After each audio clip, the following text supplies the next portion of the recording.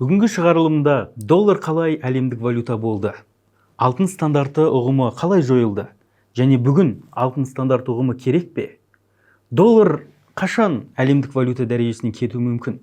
Және доллардың орнын басуға Қытайдың юанінің қаншалықты мүмкіндігі бар? Осы турасында талқыладық.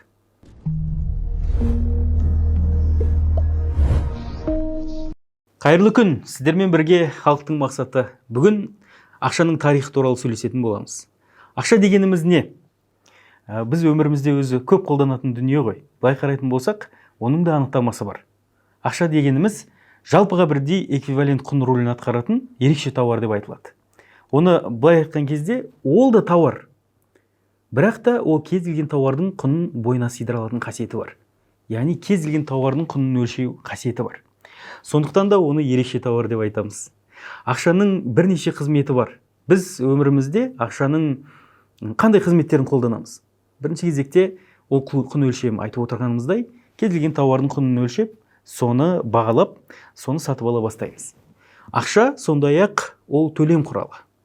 Біз егерде өзіңіздің Каспи приложениесіне кіретін болсаңыз, арнайы төлемдер деген бөлім бар.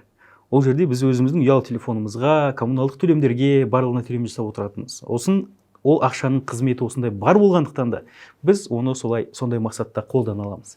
Және де ақшаның тағы бір қызметі ол айырбас құралы. Біз оған тауар сатып аламыз, кейін ол тауарды сатып жіберіп, қайтадан ақша алып келеміз.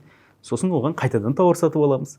Яғни үнемі айналыста жүретіндігін байқауға болады. Және ақшаның тағы бір керемет қасиеті бар. Ол қор жинақтаушы функциясы бар. Егерде сіз оны жақсылап жинақтай алсаңыз, ол қорланады, ол сізге депозит ретінде қосымша қазына болады. Осындай бір жақсы қызметі бар. Және әлемдік ақша функциясын атқарылады. Әрине ол барлық валюталарға қатысты емес.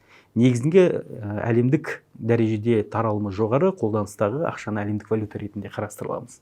Әрине қазіргі уақытта доллар, евро және де долларға қатысты резервтік валюталар бар. Ол жапондық иена, ол швейцарлық франк, ол Европаның евросы, ол жаңағы соңғы уақытта қосылған Қытайдың юань. Мінекей осындай әлемдегі резервтік валюталар бар.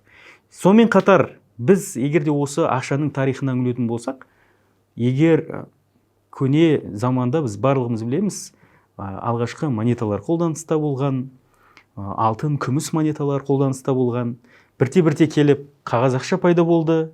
Ол да жаңа Қытайдағы қағаз ақшаның пайда болуымен ұласып жатыр.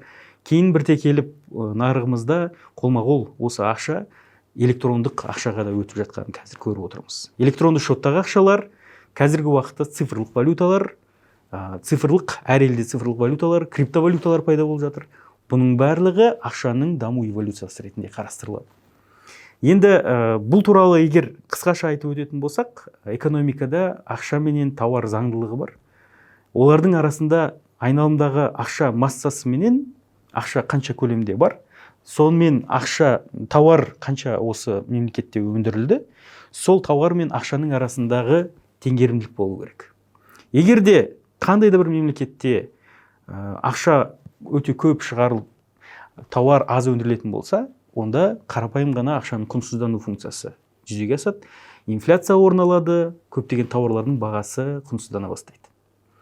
Ал егер керісінше сценарий орын алатын болса, ақша өте аз көлемде нарықта, ал тауар өндірісі өте көп жоғары болып жатса, онда дефляция дейді, ол инфляцияға қарсы жағдай, керісінше ақшаның құны нарықта арта бастайды. Мінекей осындай нарықтағы экономикалық қарапайым терминдер бар. Біз оны көбінесе Қазақстан жағдайында дефляциялық ұғымды көп көре бермейміз. Бұл Ұлыбританияда көбінесе фунт стерлингке қатысты айтылады. Қаншама жылдар өтсе де көптеген тауарлардың бағасы бір қалыпты тұрады. Фунт стерлинг құнсызданбайды. Керісінше құнды болып дефляциялық жағдайлар орын алып жатады. Яғни инфляция минусқа кететін кездер болады. Мінекей осындай қызықты жағдайлар бар. Ал енді Қазақстан жағдайында ондай кездер болған, бірақ ол біздің есімізде жоқ. Қазіргі уақытта өте сирек болған, ал негізінен теңгеміз көп жағдайда құнсызданып жатқанын көреміз. Мен енді осы жерде сіздерге бір алтын стандарты деген ұғым туралы айтып бергім келіп отыр. алтын стандарты ұғымы әлемде бұрыннан қалыптасқан. Негізінде алтын ол өзінің көне тарихи тұрғыда қарайтын болсақ, құнын жоғалтпайтын металл ретінде әлемге танымал. Сондықтан кез келген мемлекет өзінде қағаз ақшаны шығармас бұрын бірінші алтын резерв қорын құрады.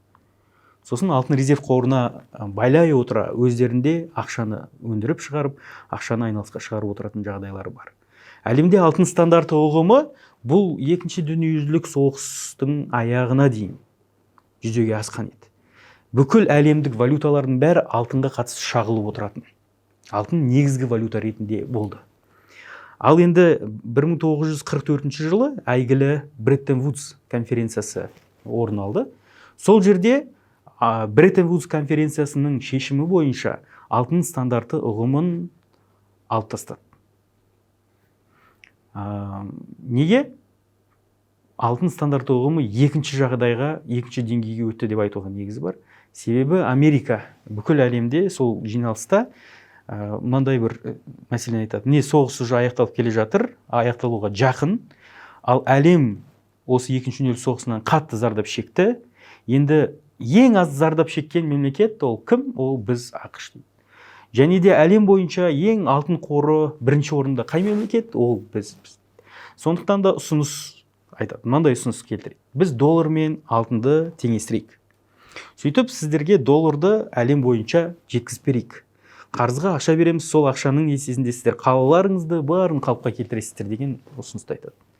Барлық мемлекет әрине оған қуана келіседі. Сөйтіп Европаға Американың долларлары ағылады. Ол кемемен жеткізіледі, ұшақпен жеткізіледі, өте көп триллиондаған долларлар.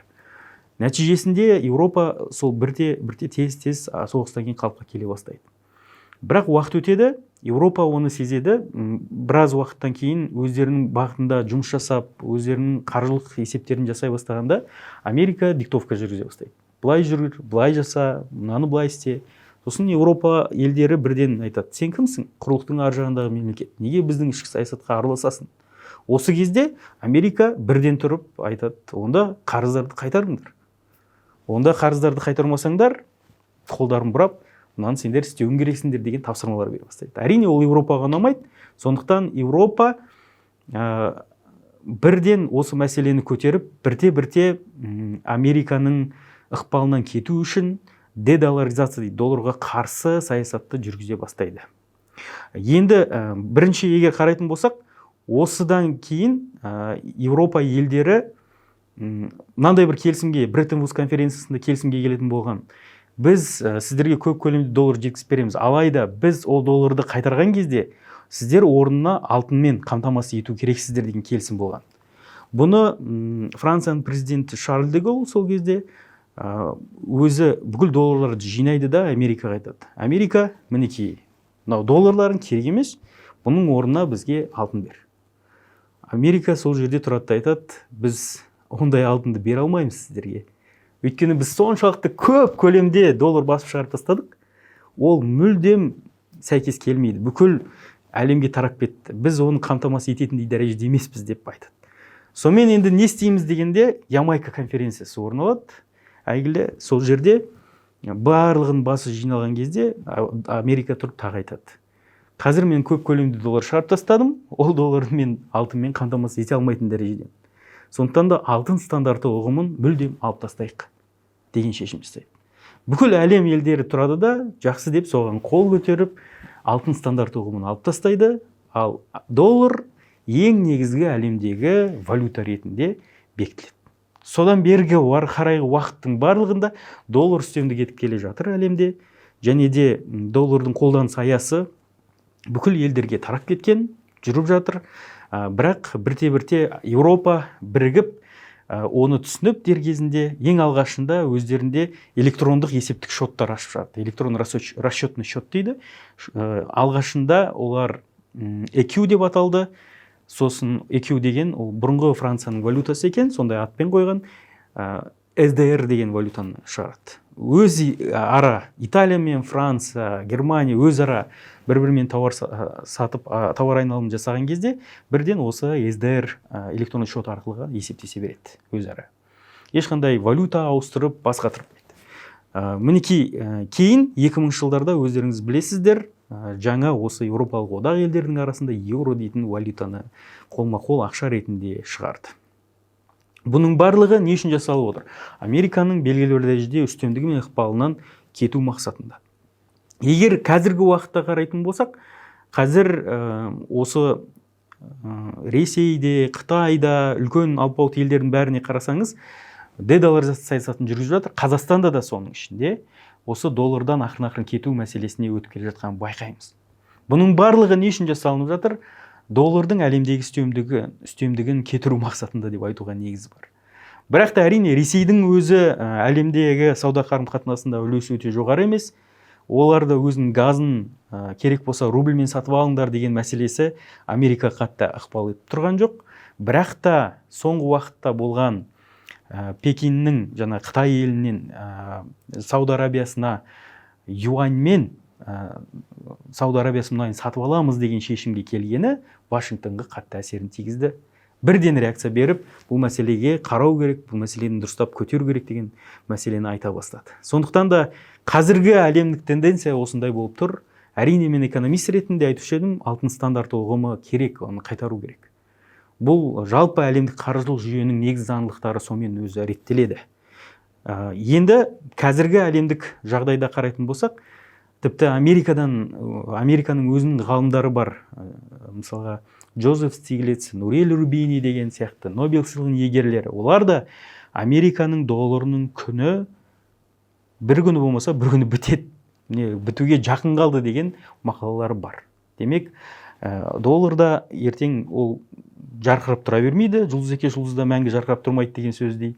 Бір күні оның да орнын басатын жаңа валюталар келуі мүмкін.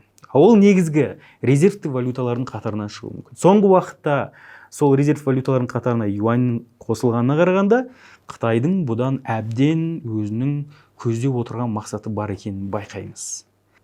Құрметті достар, ақшаға қатысты қызықты ақпараттарды осымен негізгі қорытындылауға болады. Егер қызықты болатын болса, лайк басыңыздар, комментарий қалдырыңыздар, бөлісіп отырыңыздар. Бұның барлығы маған белгілі бір дәрежеде шабыт беретіндігін ескертемін. Келер жолғы қарастырылатын тақырып ол Қазақстанның сыртқы қарызына қатысты.